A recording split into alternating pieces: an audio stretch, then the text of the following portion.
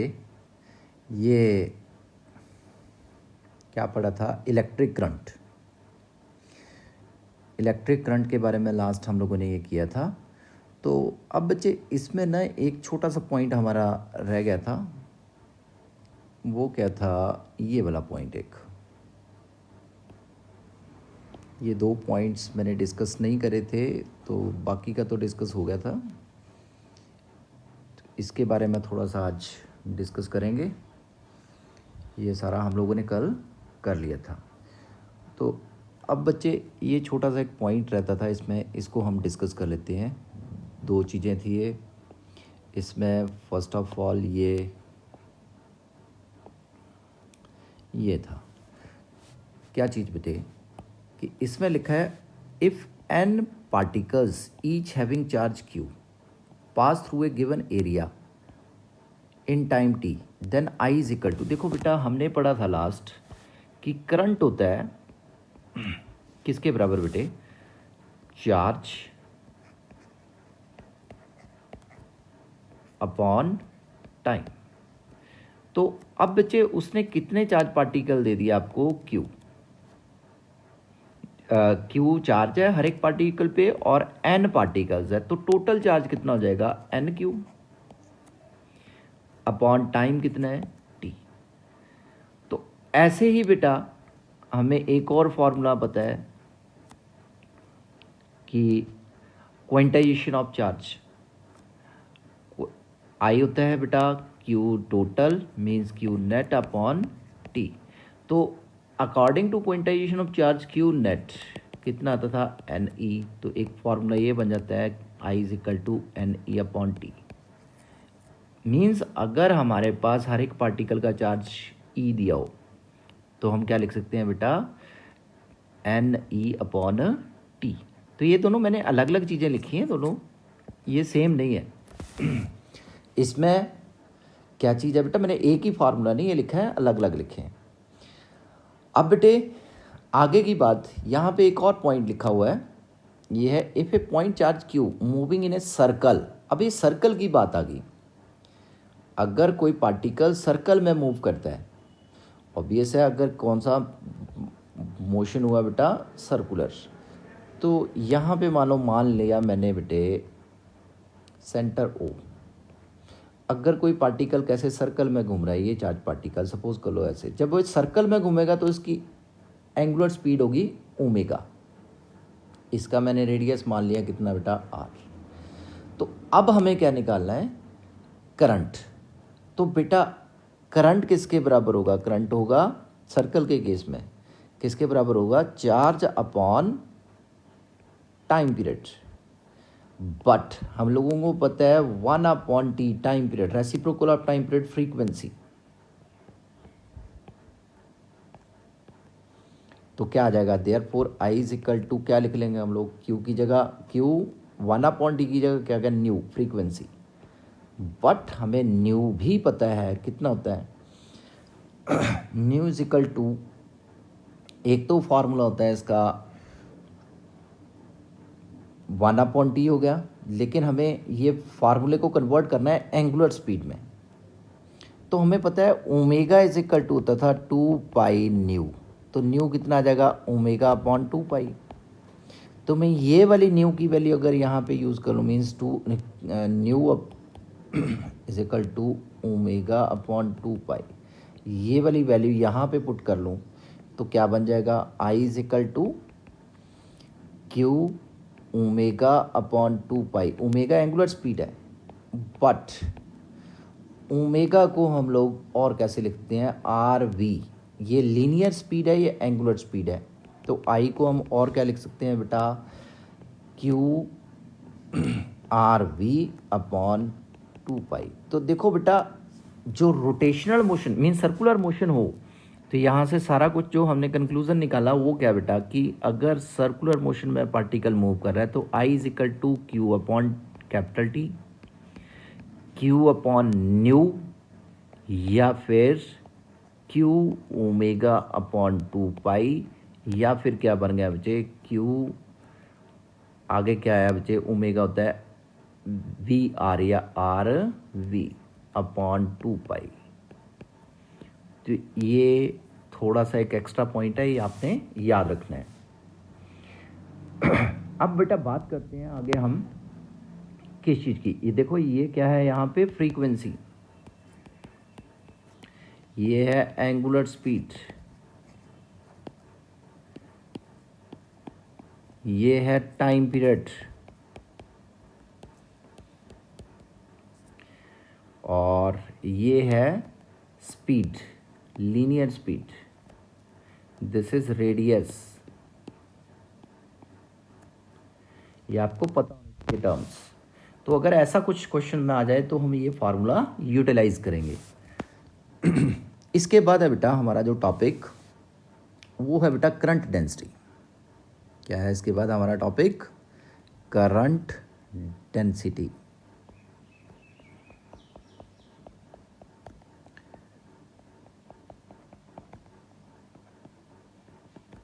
इसको जे के साथ रिप्रेजेंट करते हैं, जे, और ये वेक्टर क्वांटिटी होती है।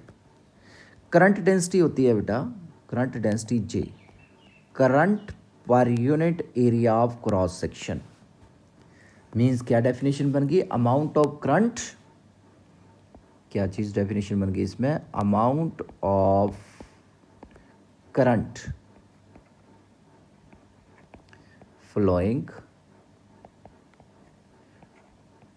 पर unit area of a conductor, area of a conductor means area of cross section of a conductor. तो ये हमारे पास आ गई करंट डेंसिटी। बेटा इसमें अब थोड़ा सा ये ध्यान रखना है कि जो जे है ये वेक्टर क्वांटिटी है, तो जो इसकी डायरेक्शन होगी वो किस पे डिपेंड करेगी? डायरेक्शन ऑफ करंट पे। Means direction of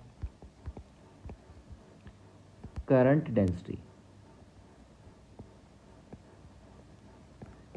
is same as that of current.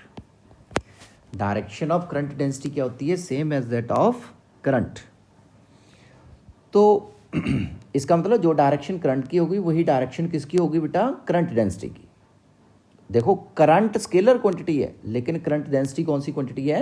Vector quantity. अब बेटा इसको ना इसके यूनिट्स लिख लेते हैं पहले, ऐसे units of current density J vector. देखो करंट के क्या होते हैं बेटा?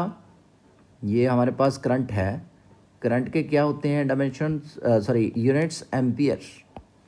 तो क्या लिखूंगा मैं बेटा? 1 एम्पियर। एरिया के क्या होते हैं बेटा? डिवाइड में एरिया है तो एरिया के क्या होते हैं? Metre square. तो क्या बन गया बेटा? Ampere per metre square. These are the units. Dimensional formula भी आप बना सकते हो इससे, dimensional formula of current density. अब बेटा देखो करंट के लिए तो लगता है ए, और एरिया के लिए क्या लगेगा? L square, dimensional formula. तो क्या आ गया बेटा? A L minus 2, this is the dimension. A stands for ampere, A stands for ampere. बेटा यहां पे मैंने इसमें कुछ आपको बताना है, इन वेक्टर फॉर्म कैसे लिखेंगे इसको? इन वेक्टर फॉर्म किसको? जे वेक्टर को, क्योंकि हम लोगों ने ऊपर तो ये इसको स्केलर फॉर्म में J is equal to I upon ए।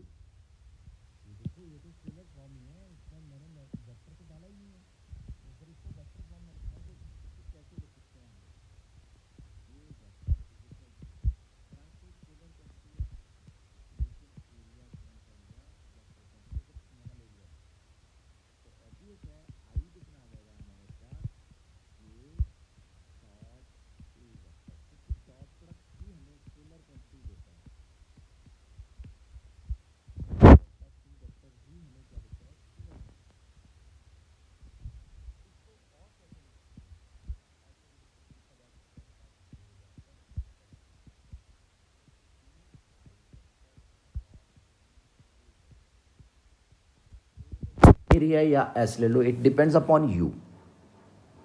तो यहाँ से अगर मैंने डी आई निकालना हो तो क्या आता है बेटा, J vector dot D A vector. ये डेरिवेटिव वाला जो है स्मॉल एरिया, एक फॉर्मूला ये बन गया। अगर मेरे को इस फॉर्मूले से टोटल करंट निकालना है तो कितना आएगा बेटा, I is equal to, integrate करूंगा मैं डी आई को, डेरिवेटिव को कैंसिल करने के लिए क्या आएगी, इंटीग्रेशन। तो integration J vector dot D A vector.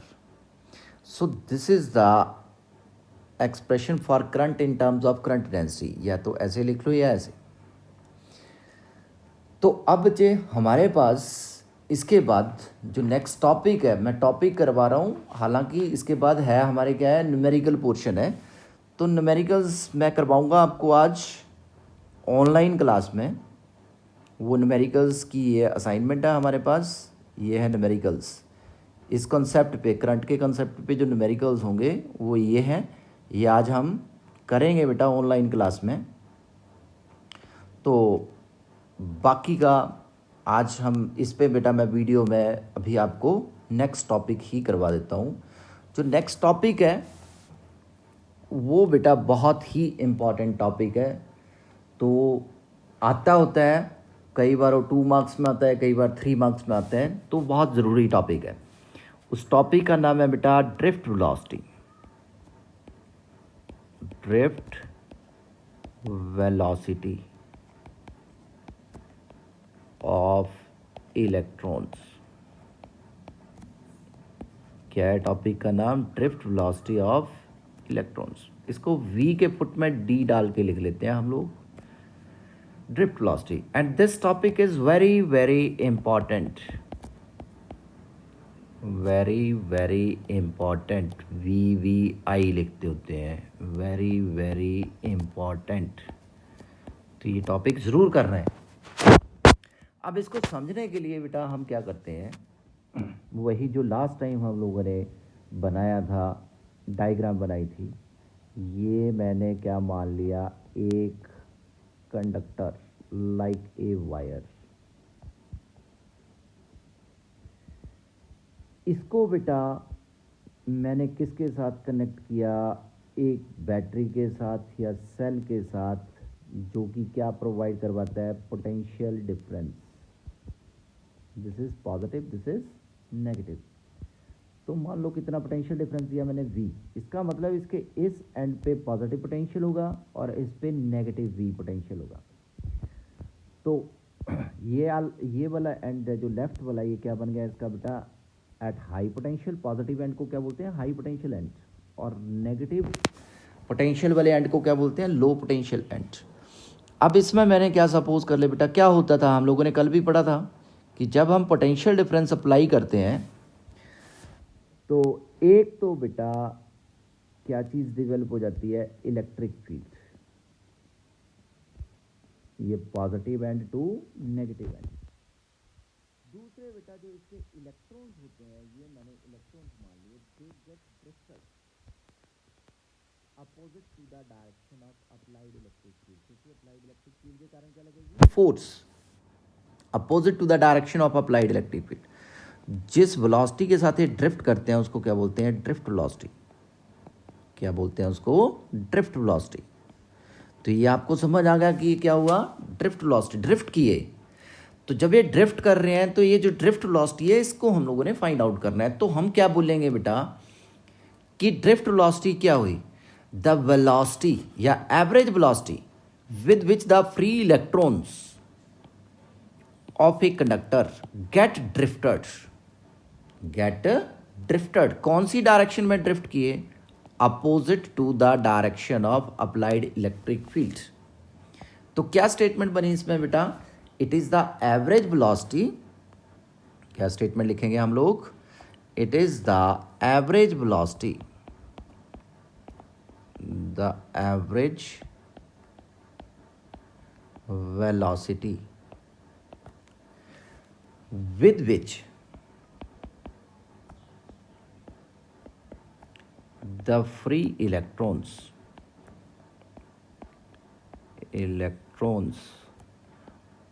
of a conductor gets drifted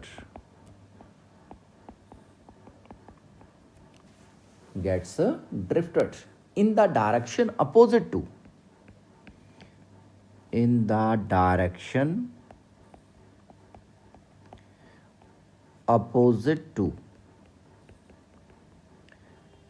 the direction of applied electric field.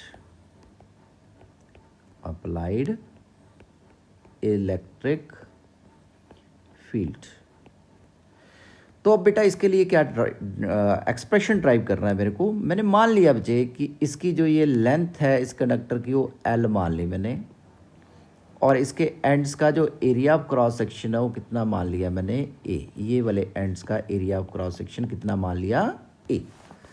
तो अब बच्चे इसमें हमें एक्सप्रेशन ड्राइव करने के लिए क्या करना पड़ेगा वो हम चेक करते हैं। एक्सप्रेशन फॉर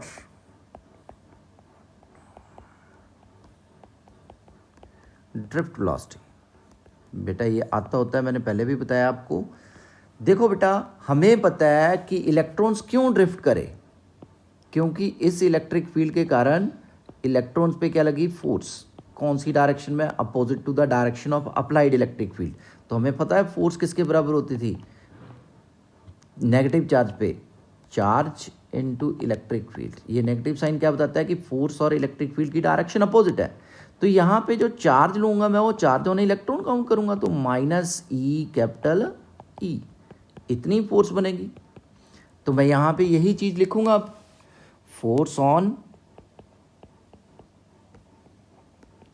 एन इलेक्ट्रॉन कितनी आएगी बच्चे, उसको मैंने मान लिया F वेक्टर। कितना बन गया बच्चे, -E वेक्टर, क्योंकि चार्ज की जगह क्या रहा है, इलेक्ट्रॉन। तो इलेक्ट्रॉन पे नेगेटिव चार्ज होगा, क्योंकि मैं वेक्टर फॉर्म में लिख रहा हूं तो मेरे को नेगेटिव साइन लिखना पड़ेगा। Let m mass of each electron,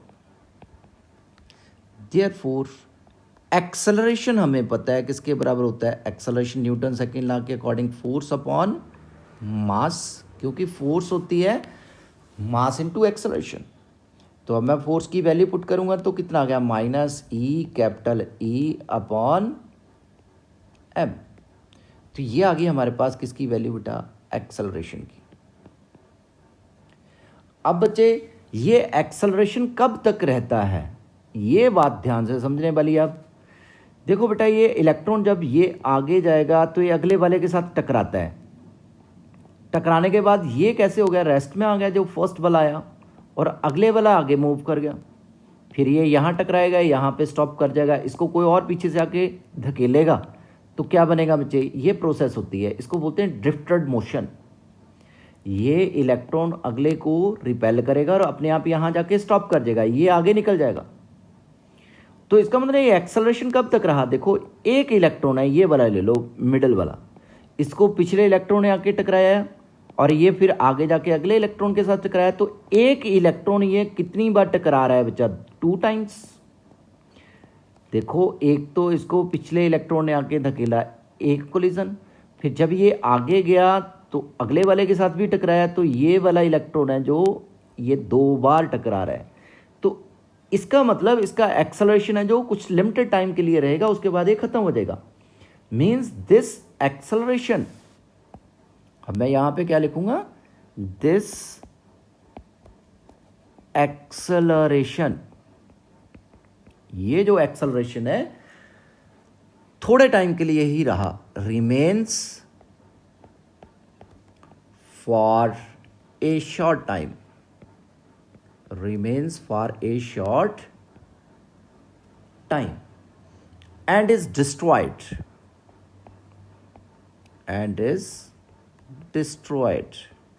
ये डिस्ट्रॉय हो जाता है बेटा when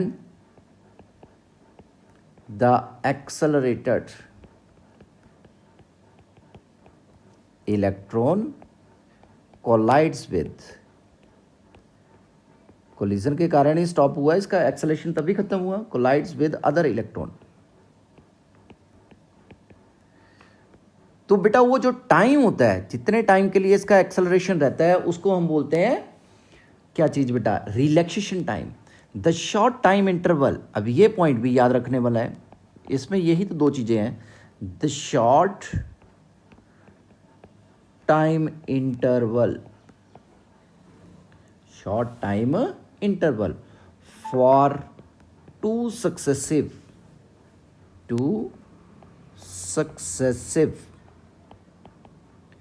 कॉलिजन्स, मैंने बताया था आपको 2 बार टकराता है, ऑफ एन इलेक्ट्रॉन